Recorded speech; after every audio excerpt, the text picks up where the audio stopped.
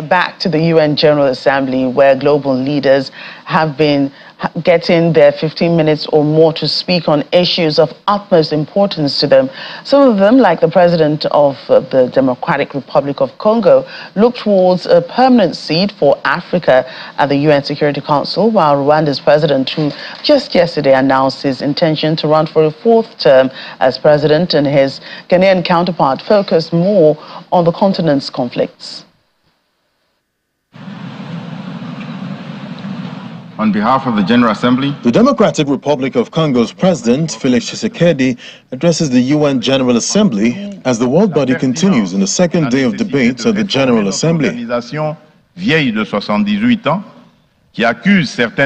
Apart from demanding an accelerated withdrawal of MONUSCO troops from the Democratic Republic of Congo, he is also seeking the expansion of a fairer carbon market and the expansion of the UN Security Council to include 2 seats for Africa. Qui désormais devra prendre en compte la voix de l'Afrique. Of the Assembly, I wish to thank the President of Nana Addo Dankwa Akufo-Addo. Ghana's President, Nana Akufo-Addo, is asking for support from the international community against coups and other conflicts challenging Africa. He also takes a dig at the United Nations for, in his position, not doing enough to stop the conflict between Russia and Ukraine.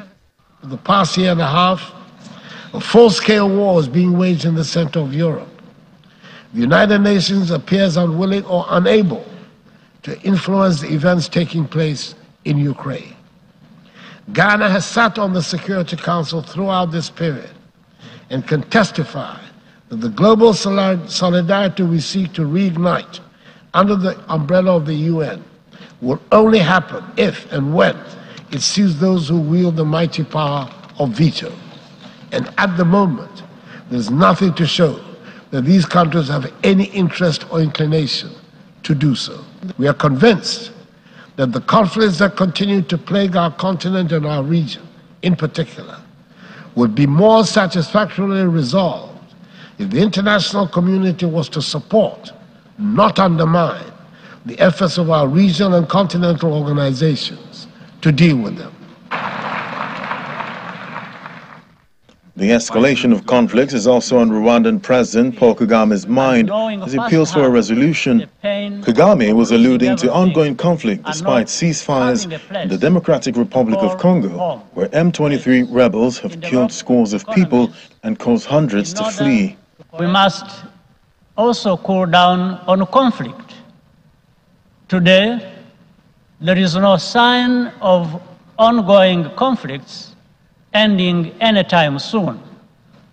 We do not even see hope from those with the most influence that an end is in sight.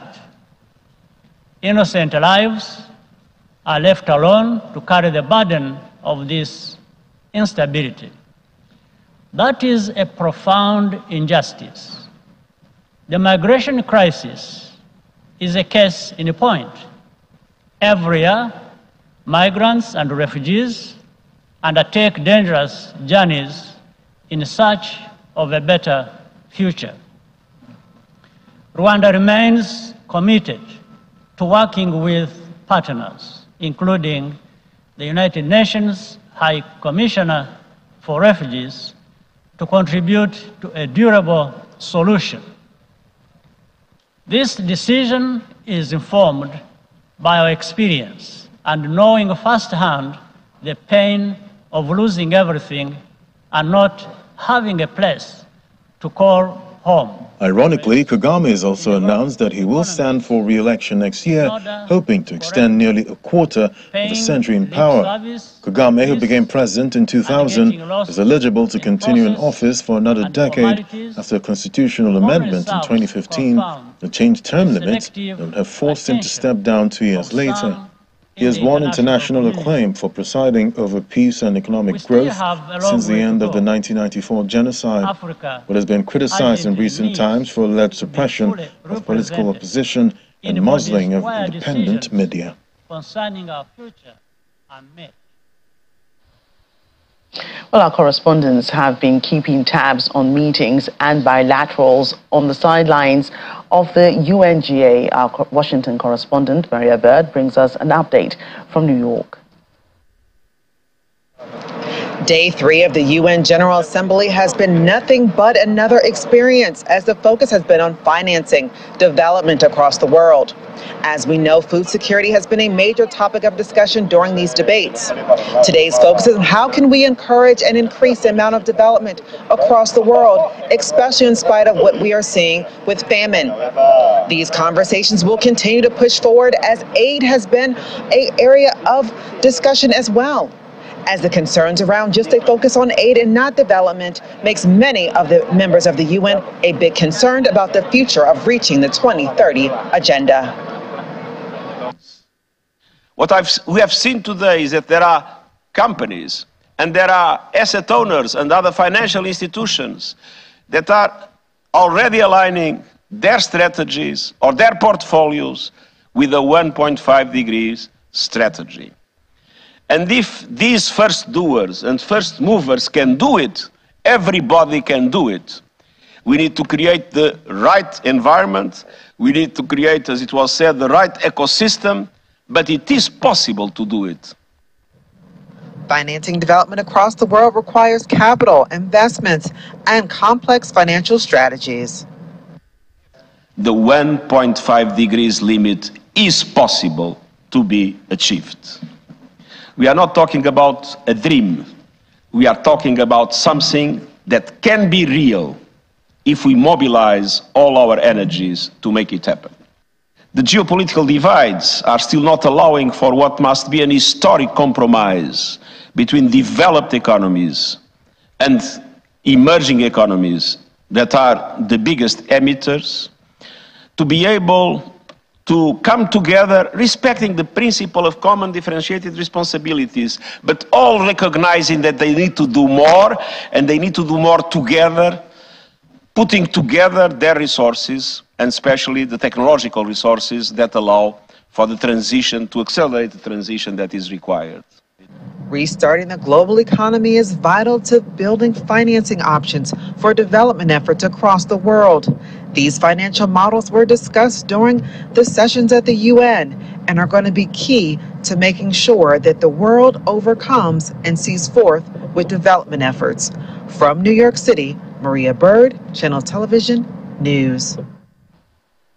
Well, joining us now from New York is the President and CEO, Nigerian Progressive Professionals in the Diaspora, Professor Tai Balofe. Professor Balofe is attending the Business, Trade and Investment Summit on the sidelines of the UNGA in New York. Thank you for joining us today. Thank you. Right. I'm sure it's been ever so busy for you, all those meetings that you've been attending. And there have been a lot of sideline business events this week.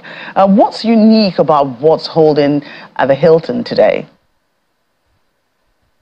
Thank you very much. Today we have an economic summit to support President Bola Tinubu's administration. And the purpose of this is to galvanize and encourage investors to support this administration. And we have a lot of investors here today, and we have the Honorable Minister of Aviation, the Honorable Minister of State, Federal Capital Territory, and our special guest, Honorable Minister of Trade, Industry and Investment, Dr. Anite. And the purpose of today also is to focus on the strategy on how Nigeria can ease investment for Nigeria's economic development.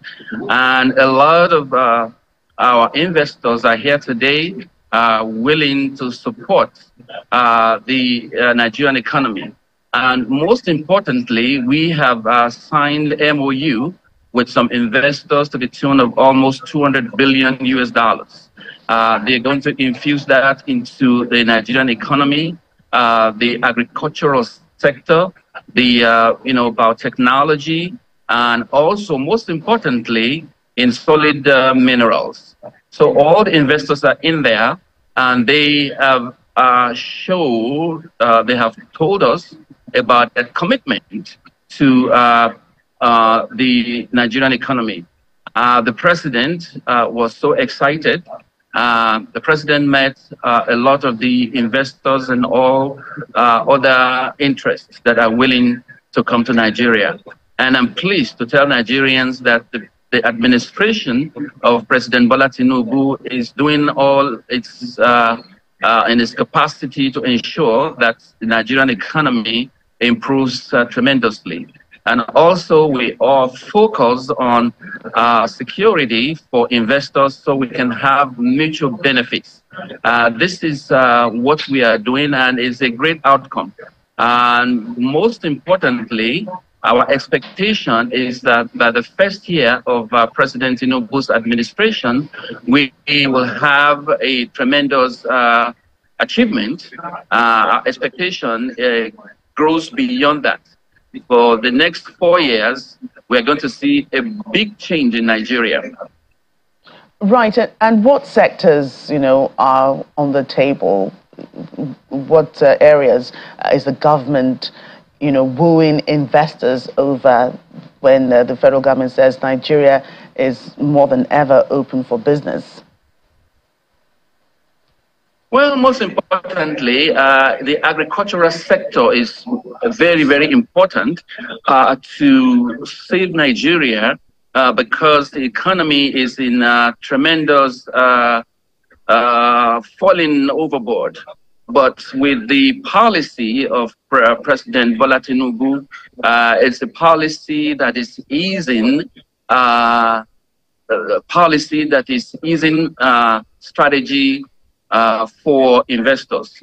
Number one, part of the policy is to ensure that there's security, to ensure that we give them level ground, to ensure that they go through the due process, to ensure that they work with the Ministry of Finance, where all the investment channels through to the right beneficiaries. Some of the governors are here, the governor of Kaduna State, the governor of Kwara State, the governor of Oyo State, and also the governor of Akwa Ibom State. They are all excited. We have investors that are willing to invest in ethanol. We have sent the proposal, we signed the MOU. We are very excited that we're moving forward. This administration is a great renewed hope for Nigerians. And we also have investors that are willing to invest in refineries and also solid minerals. And also in particularly they are interested in doing establishing cement factory in Nigeria. So we are so excited. The place is packed.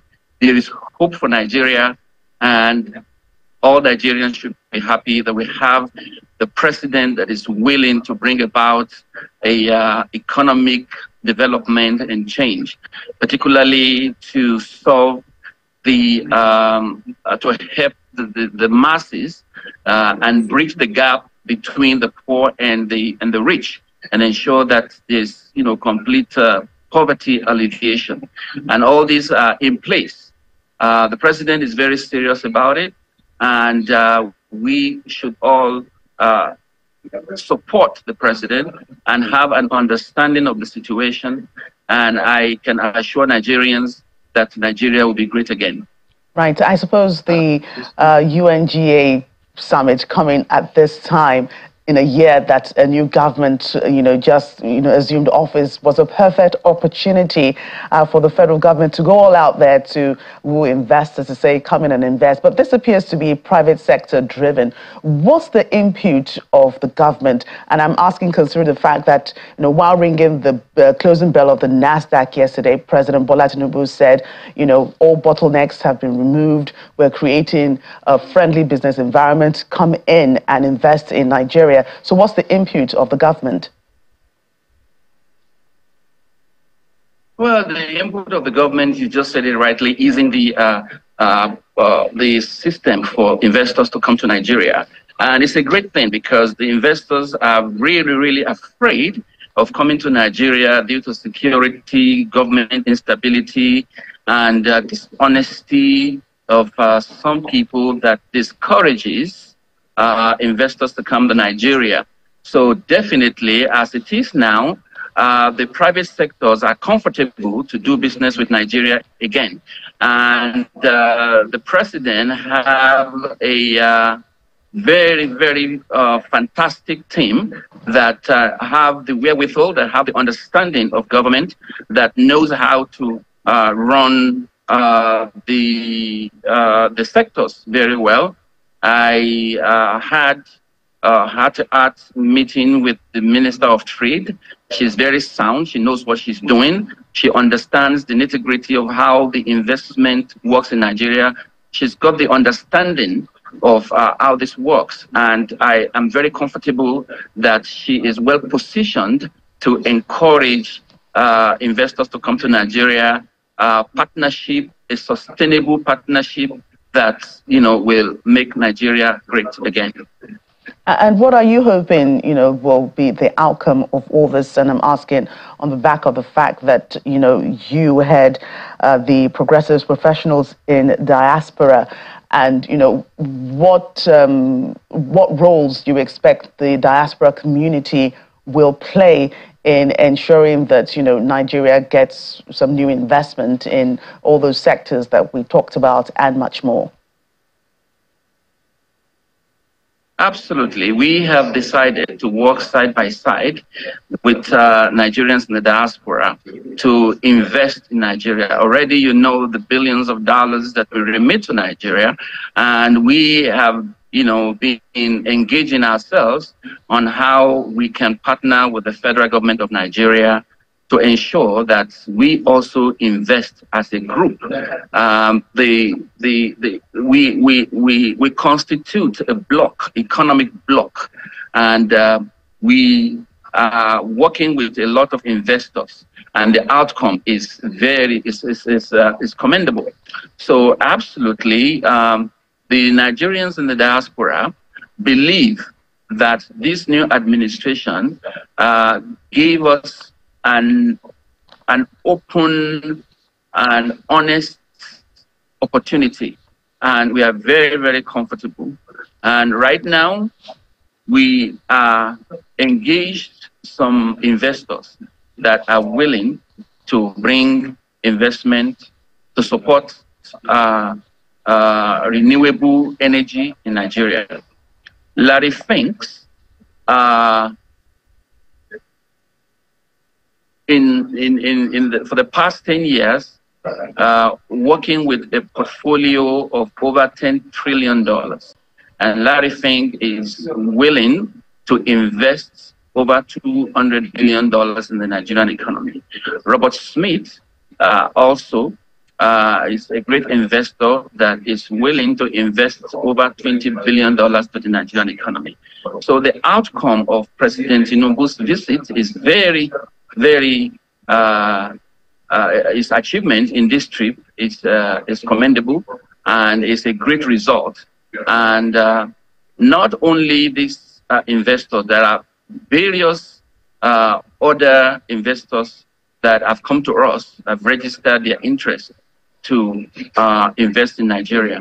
So we have a synergy, and we have a group of investors coming together under one umbrella. It is organized. So because it is organized, it will give us some seriousness of purpose, and we can achieve a lot doing so. Right. Thanks again, Professor, for joining us on the program. That's President CEO, Nigerian Progressive Professionals in the Diaspora, Professor Tai Balofin. Thank you. In other news, Orlin Rusev, Biza Dazamov, and Katrin Ivanova, Ivan Stoyanov, and Vanya Gabarova, all Bulgarians, are expected to be arraigned at the Westminster Magistrates Court next Tuesday as they face charges of conspiracy to conduct espionage. The defendants are alleged to have worked in an operational spy cell for the Russian security services and that this work involved conducting surveillance on targets. They are accused of working on active operations in the UK and Europe and collecting and passing information to the Russian state. The Bulgarian nationals are accused of conspiring to gather information which would be useful to an enemy between August 2020 and February 2023. It follows an investigation by the Metropolitan Police. The group are also accused of organizing a surveillance operation in Montenegro, which involved the creation of fake identification cards for journalists, including one in the image of Ms. Ivanova. The row between India and Canada continues after Canada accused India of being behind the murder of Sikh separatist leader Hardip Nijjar. India today announced it has stopped issuing visas to Canadian citizens. The move, it says, is temporary due to what it calls security threats disrupting work at its missions in Canada. Canada's visa services remain open in India. Tensions flared this week after Canada's leader said India may have been involved in the June 18 killing. India angrily rejected the allegation, calling it absurd. Relations between the countries, key trade and security partners, and U.S. allies have been strained for months. Analysts say they are now at an all-time low. Meanwhile, the Indian Foreign Ministry says Canada needs to examine its growing reputation as a safe haven for terrorists. Spokesperson Arindam Bagchi emphasized the new development in issuance of visas.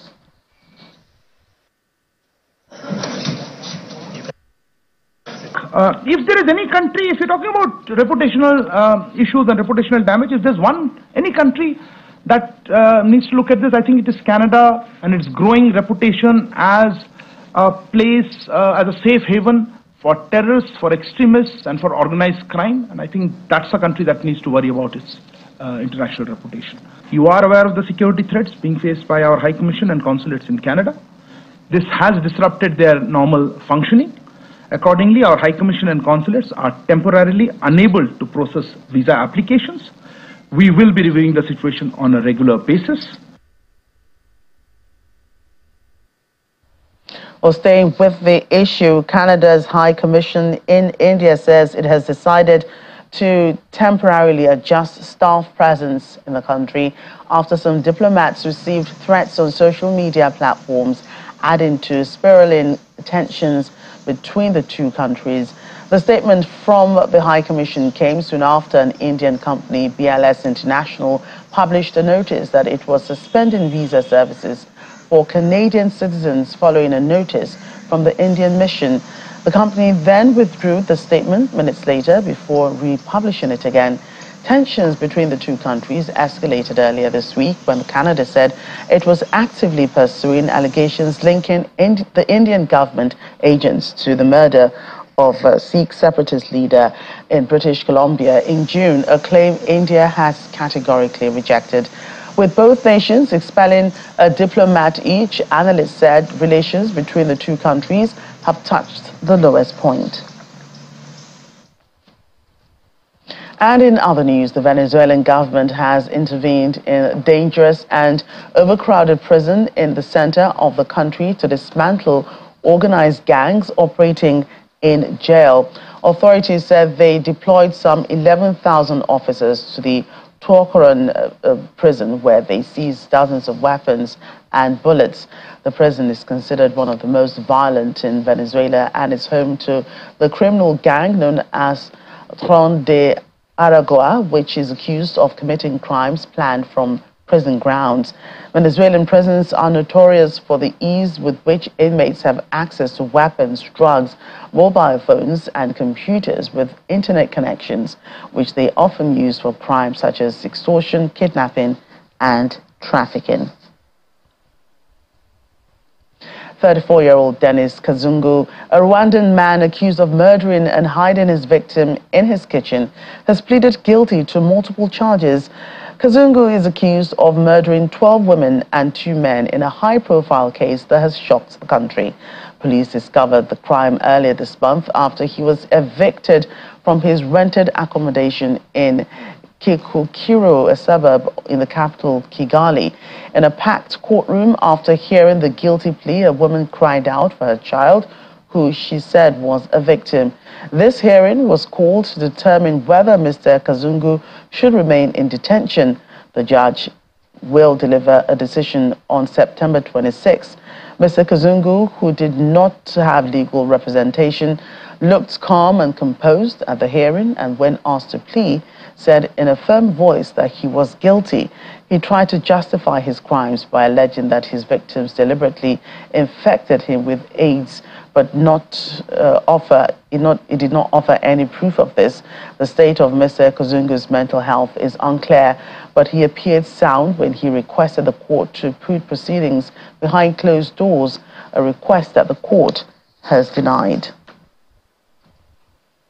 Staying in Africa, to the south now, the parliament has passed a bill which would expunge criminal records for those convicted of breaching COVID-19 lockdown laws. South Africa had some of the world's toughest restrictions, which saw more than 340,000 convicted for not wearing masks, consuming alcohol, and breaking curfew, among others. Those who admitted guilt and paid fines will now have their records cleared. South Africans have broadly welcomed this bill. It is to be approved by the National Council of Provinces and then signed into law by President Cyril Ramaphosa, but there's little doubt it'll become law. The Judicial Matters Amendment Bill gained broad political support when it was debated in Parliament. The opposition African Christian Democratic Party, which supported the bill, highlighted how having a criminal record affected some people's chances of finding jobs. The first small first-floor apartment in Durna has become home away from home to Syrian migrant Amar Kanan after the risk of drowning kept him from attempting the dangerous Mediterranean crossing to Europe that has cost the lives of so many. After fleeing Syria 2 years ago to avoid military service, Kanan had found a steady job in a pastry shop in the Libyan city and lived with 2 Sudanese roommates a few meters away from Derna's riverbed. But this month, the 19-year-old drowned with thousands of others when a flash flood washed away the swathes of the city. Now, the plot where his building once stood is a patch of reddish-brown dirt, and families that relied on breadwinners on distant shores are left shell-shocked with no bodies to bury. More than a decade after dictator Muammar Gaddafi was overthrown in a NATO-backed uprising, Libya has become a major departure point for migrants trying to cross to Europe. But many also stay to work in Libya's oil-financed economy. The International Organization for Migration said Derna was home to more than 8,000 migrants, mostly from Chad, Egypt, and Sudan, when the floods hit. An estimated 400 migrants died when, on the night of September 10, the heavy rains of Storm Daniel burst through the 2 dams meant to keep Derna safe.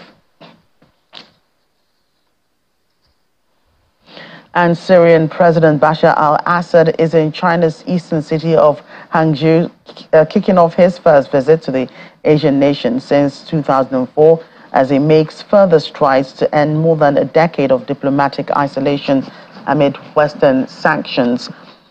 Mr. Assad arrived aboard an Air China plane in a heavy fog, which Chinese state media said added to the atmosphere of mystery, in a nod to the fact that the Syrian leader has seldom been seen outside his country since the start of a civil war that has claimed more than 500,000 lives. He is set to attend the opening ceremony of the Asian Games along with more than a dozen foreign dignitaries before leading a delegation for meetings in several Chinese cities. And this is the final border post before the region of Nagorno-Karabakh on a remote hillside near the village of Karnidzo. Men in a column of around 20 cars stood waiting for friends and family in the territory should they be allowed to leave. Some have waited 2 or 3 days on the border hoping to see loved ones. They've been coming like this since the blockade that was imposed in December 2022. Occasionally, they are berated and argued with Armenian border guards who refuse to let them pass to Azerbaijani and Russian positions in the valley below. British monarch King Charles and Queen Camilla are on the second day of their visit to France. Earlier today, the King addressed the French Parliament, reflecting on the long friendship between the two countries. It was a speech that drew heartwarming applause from those within the room.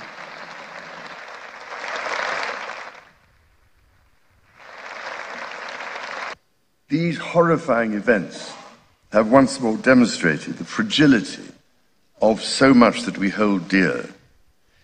Just as we stand together against military aggression, so must we strive together to protect the world from our most existential challenge of all, that of global warming, climate change, and the catastrophic destruction of nature.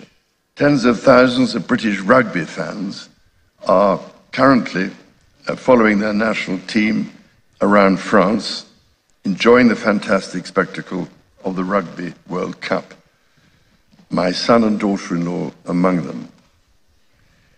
Even when our national teams are drawn up on opposite ends of the pitch, they do so with mutual admiration and a shared commitment to the rules of the game, on which I will say only pas de coup bas et que le meilleur gagne.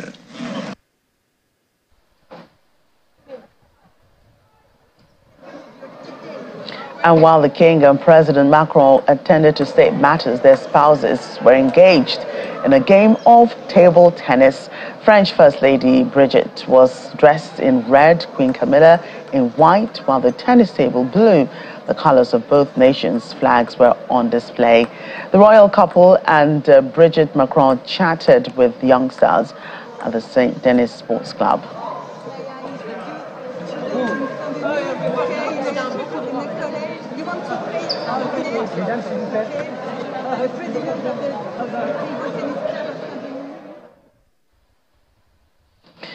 Well, it will be a very happy Christmas for children picking their presents from British toy retailer Hamleys as the store unveils its top 10 for the season. The store opened its doors to children and their parents who could try out the new toys on the shop floor, with Santa and his elves waiting to greet children outside the store as fake snow fell from above.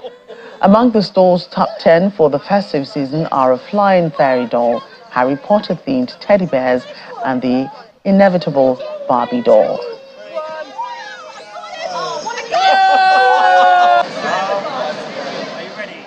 So this year we've got quite a broad range of product that we've selected for the top 10 toys, and we have covered many trends. We've covered slime, we've covered unboxing, we've got plush, we've got exclusives in there, we've got smart toys and AI. So it's been difficult to pinpoint one specific trend. We've covered quite a broad range of trends in all the toys that we've got. My personal favourite, we've got an LOL flying fairy, and what happens is she comes in 3 different colours, 3 different bags, and you tap her, and when you tap her there's lights and she wobbles, and then when you take the lid the fairy flies out, being a great experience.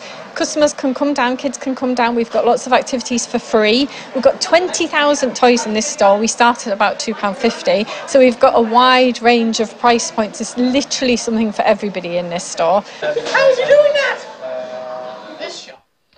And Rupert Murdoch has stepped down as chairman of News Corp, the parent company of The Sun, The Times and Fox Corporation. The 92-year-old media mogul's son, Lachlan, will become chairman of both companies. Murdoch built one of the world's most influential media empires over a 70-year career. After inheriting a half share of local newspapers in the Australian city of in Australia in the 1950s, Murdoch ended up owning some of the most influential newspapers and TV stations in the world.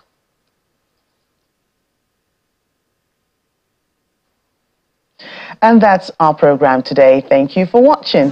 I'm Joke Rogers.